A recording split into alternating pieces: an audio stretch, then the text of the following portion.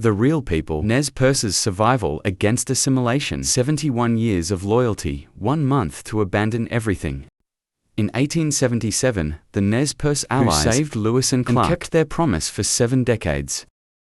Were given 30 days to flee their homeland, but crossing the raging Snake River with elders and children impossible. Then the massacre began. Why did America betray its most faithful allies? Discover the shocking truth. Subscribe to Native Legends and History Stories and hear how a broken vow ignited a war. What turned peacekeepers into warriors? The Nez Perce, known as the Nemu, the Real People, had thrived for centuries in the Pacific Northwest, their identity woven from diverse bands, united by kinship and a deep reverence for the land. To them, peace was not weakness, but strength. "We are people of the salmon and the seasons," an elder once remarked, his voice echoing the rhythm of the Clearwater River. To fight without cause is to dishonor the earth that feeds us. But in 1806, their world shifted. A ragged group of strangers stumbled into their territory. Lewis and Clark's expedition, half-starved and frostbitten, the Nez Perce could have turned them away. Instead, they opened their lodges. A young warrior Watquaz later recounted her father's words. "These men are not enemies. Their eyes hold fear, not malice." For over a month, the tribe nursed the explorers, sharing comas, root, and dried venison. When the Americans prepared to leave, Captain Clark clasped the hand of Chief Twisted Hair. "Your people have saved us," he vowed. "Should war ever find you, our rifles will stand with yours." For 71 years, the Nez Perce honored that alliance. They mediated conflicts between settlers and tribes, scouted for the U.S. Army during the Cayuse Wars, and even returned stolen cattle to white ranchers. "We gave our word," Chief Joseph's father, Tuakakis, reminded his council. "Anamu does not break promises, even when others do." Yet treaties chipped away their land. In 1855, the Walla Walla Council stripped 5 million acres. By 1863, gold discoveries shrunk their territory to 1/10 of its size. "You speak of friendship," snapped Lookingglass, a war leader during negotiations, "but your pens write only lies." Still, the Nez Perce complied until 1877. The U.S. Army's ultimatum arrived like a thunderclap in May 1877. 30 days, to abandon valleys where generations had fished for salmon, buried ancestors, and danced beneath the summer moon. General Oliver Howard, his face stern beneath a brimmed hat, delivered the order to Chief Joseph and other leaders. "If you delay," he warned, "soldiers will move you by force."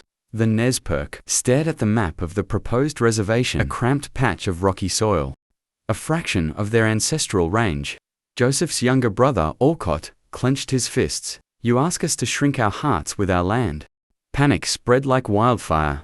Families scrambled to round up thousands of horses and cattle. Elders unearthed sacred bundles from land. Children clutched cornhusk dolls as their mothers packed dried comas root. But the Snake River loomed, a frothing monster swollen with spring melt, its currents over 1,000 feet wide in places, roared with the fury of winter's thaw. "Even the sturgeon cannot swim this now," muttered an old fisherman, eyeing the whirlpools. On June 13th, with just hours left before the deadline, tension erupted near Whitebird Canyon. 3 young warriors, Wallet Hit, Sarps's Ilpilp, and Swan Necklace, huddled around a dying campfire. Wall-eyed, its voice trembled with rage. "Remember when they whipped my father for cutting a settler's fence? They called him thief on his own land." Sarps's Ilpilp spat into the flames. "And the agent who stole our flour rations, he grows fat while our children starve." Their grievances crackled in the dark. By dawn, they'd vanished. By noon, news reached the camp. 18 settlers lay dead along the Salmon River.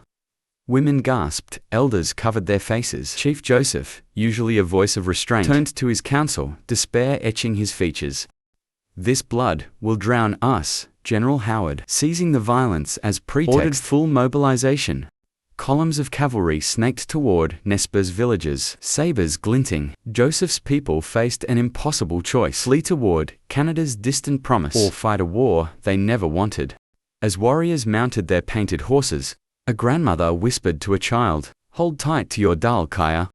The river ahead is wide, but our songs are wider." The U.S. Army descended on the Nez Perce with the ruthless efficiency of a machine. By June 1877, General Oliver Howard's forces sent 17 soldiers from the 1st Cavalry, 21st Infantry, and volunteer militias converged on the Willow Valley. Their arsenal included howitzers, Gatling guns, and the latest 45-70 Springfield rifle of killing at 1,000 yards. Columns of blue-coated troops trampled wheat fields the Nez Perce had spent decades cultivating. "Burn everything," Howard ordered. His voice clipped, "Leave no shelter for hostiles." But the hostiles were nowhere to be found. At Teplawum, the ancestral summer camp, Nez Perce families had just finished shearing sheep. Women in calico dresses churned butter in oak barrels, while men traded cattle with settlers at the Camilla market. Their prosperity was no accident. Census records show the tribe owned over 2,000 horses and 5,000 cattle, assets worth $200,000 in 1877, over $5 million today. "Our barns are fuller than the settlers," remarked Hamoyet, a rancher, as he counted sacks of flour. "Yet they call us beggars." The disconnect bordered on absurdity. At Lapwai Agency, Nez Perce leaders dined with missionaries using silverware engraved with their Christian names. Chief Joseph's younger brother, Olcott, even wore a tailored suit to negotiations. "You've adopted our ways," General Howard acknowledged, eyeing Olcott's polished boots. "But your land is no longer yours." When violence erupted, it defied all logic. On June 17, 1877, at Whitebird Canyon, 70 Nez Perce warriors, armed mostly with bows and muzzleloaders, faced 106 U.S. cavalrymen. The result, a rout. Warriors like Two Moons exploited the terrain, using hand signals to flank troops. By dusk, 34 soldiers lay dead. The Nez Perce suffered 0 casualties. "They fought like shadows," wrote Corporal Henry Bailey, his hands still shaking as he scribbled his report. "We fired at rocks while they picked us off like coyotes." Even in retreat, the tribe's humanity stunned their pursuers. Near the Clearwater River, Nez Perce scouts found 2 lost settler children. "Cold and hungry, take them home," ordered Yellow Bull, a war leader. The children were returned to their farmhouse with a sack of dried berries and a note, "No harm comes to the innocent gentleman." Savages. Scoffed Colonel John Gibbon when told of the act. "That's a contradiction, not us." The bitterest irony festered in the economics. While the Nez Perce apple orchards yielded 10,000 bushels a year, Oregon settlers relied on government subsidies. Their herds never starved, grumbled Elias Mills, a homesteader. "Mine did, but they're the ones being punished." Yet the war machine ground onward. At Camos Meadows, warriors infiltrated an army camp at dawn, not to kill, but to steal 200 mules. "We take only what we need," Lookingglass told his men, leaving the soldiers' coffee pots untouched. When Howard's troops later stormed the Nez Perce, they found Bibles open to Psalms and shelves stocked with patent medicines from Boise. As Gatling guns shredded the quiet of Bear Paw Mountain, a Nez Perce mother wrapped her daughter in a quilt, stitched with Methodist hymns. "Why do they hate us?" the girl whispered, her voice drowned by artillery. The answer, buried in greed and shame, echoed across the bloodied plains. "Because your peace was a mirror, and we could not bear our reflection." The echoes of Custer's defeat at Little Bighorn in 1876 reverberated through Washington like a death knell. Newspapers splashed headlines of savage butchery, but for policymakers, the loss was a political catastrophe. "No more distinctions," growled Senator William Windom, during a closed-door session, slamming his hand on a ledger listing friendly tribes. "The Nez Perce may wear suits," end quote, "but they're still Indians. All must submit." The government's humiliation demanded a scapegoat, even if it meant betraying allies who'd kept their word for 7 decades. Gold fever sharpened the betrayal. In 1875, prospectors discovered veins near the Salmon River, land guaranteed to the Nez Perce by the 1855 treaty. Overnight, worthless valleys became El Dorado. Miners swarmed their sluices poisoning salmon streams. "We're not stealing land," argued Idaho's territorial governor David Ballard in a speech to Congress. "We're redeeming it from savagery." By 1877, over 5,000 miners had carved 200 claims on Nez Perce territory. Chief Joseph's plea at the Lapwai Council fell on deaf ears. "If your father owned this land, and I claimed it, would his paper shields protect you?" Assimilation became the gospel. We must transform them. declared Commissioner of Indian Affairs Ezra Haight into useful citizens, farmers, Christians, and English speakers. The blueprint was coldly precise: shrink reservations by 90%, replace buffalo herds with plows, and erase tribal tongues at Fort La Pointe. Agents distributed steel plows to Nez Perce ranchers, already wealthier than their white neighbors. Forget cattle, and agents snapped at Chief Lookingglass, tossing a sack of wheat seeds at his feet. This is progress. The so-called Friends of the Indians championed the cruelty. Reformers like Senator Henry Dawes, architect of the Dawes Act, toured reservations with missionary zeal. Their communal ways are backward. He lectured in Boston, adjusting his spectacles. Private property will elevate them. Even well-meaning activists like Alice Fletcher, who lobbied for Native education, insisted assimilation was mercy. We must dissolve their tribal bonds, she wrote, to save them from extinction. The hypocrisy curdled in the details. While the Nez Perce's 25 cattle grazed on lush pastures, settlers, squatting on stolen land, survived on government rations. They call us dependent, scoffed Hyom Yoyat, tallying his herd's value $50,000 and $1,877. At treaty negotiations, Reverend Henry Spaulding, who'd once praised the tribe's Christian virtues, now demanded they abandon ancestral burial grounds. Your dead can't till soil. He chided Chief Joseph's retort, sliced the air. Shall we dig up our fathers to prove our worth? By 1877, the three-pronged assault was unstoppable. Agriculture, the Nez Perce master ranchers were forced to plant wheat on eroded plots. Our cattle fed your soldiers. Young Joseph seethed, holding a rusted plow blade. Now you starve us with this Christianity.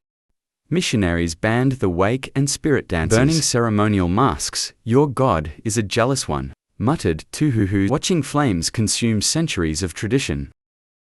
Education. Children were barred from speaking Nimbapu Timp, their primers filled with English hymns. Jesus loves me, a boy recited woodenly, while his mother wept. Outside the schoolhouse, the friends never grasped the poison in their pity. When Chief Lawyer, a Christian convert, pleaded, "We embraced your ways, why punish us?" General Howard's aide smirked. You don't embrace civilization, you become it. Yet the Nez Perce's greatest sin was their success. Their adapted prosperity mocked manifest destiny, proving natives could thrive without vanishing. As gold mines devoured the Willowa Valley, a bitter truth emerged. America's civilizing mission wasn't about salvation. It was about silencing, a living rebuttal to white supremacy. The West's savage frontier had always been a mirror, and the Nez Perce's reflection was too blinding to bear. The U.S. government's final weapon against native sovereignty wasn't a rifle or a treaty. It was a classroom. By the 1880s, boarding schools like Carlisle, founded by Colonel Richard Pratt, operated under a chilling motto: kill the Indian, save the man. Nez Perce's children, along with thousands from other tribes, were ripped from their families, their braids shorn at the schoolhouse door. You will forget your savage tongue, a matron barked at 12-year-old Lucy to scrubbing her hands raw with lye soap. Here you speak civilization. The regiment was military in its cruelty. Children marched in uniforms, numbers pinned to their chests, answering only to anglicized names. At mealtime, a Cheyenne boy whispered, Hesso Motherin was forced to swallow a bar of soap. A Nez Perce girl caught humming awake in prayer. Spent nights locked in a coal cellar. Your songs are devilry, hissed Reverend Stevens, brandishing a Bible. Only Christ's hymns may pass your lips. Before the boarding schools, identity was as specific as the rivers that shaped each tribe's world. A Nez Perce child would say, I am Nemu people of the pierced noses, tracing lineage to the Wallowa Valley's crystal waters. A Lakota youth declared, I am Oyo, nation of the Seven Council Fires, his pride rooted in Posuppa's golden plains. To ask, what are you, was to hear 1,000 answers. Comanche Dean Sa, each tied to land, language and leaders older than memory. Schools shattered these boundaries.